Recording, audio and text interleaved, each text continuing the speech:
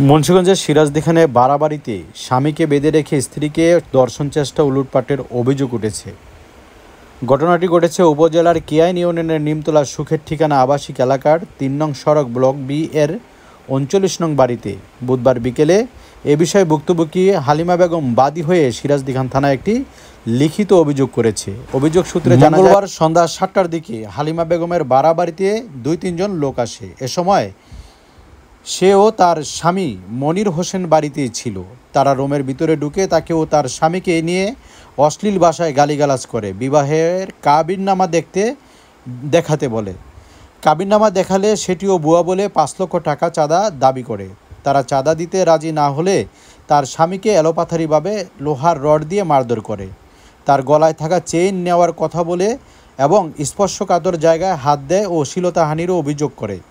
পরে তার স্বামীকে রুমের ভিতর হাত পা বেঁধে জোরপূর্বক তাকে ধর্ষণের চেষ্টাও করে সন্ধ্যা ৭টা থেকে রাত ১টা পর্যন্ত।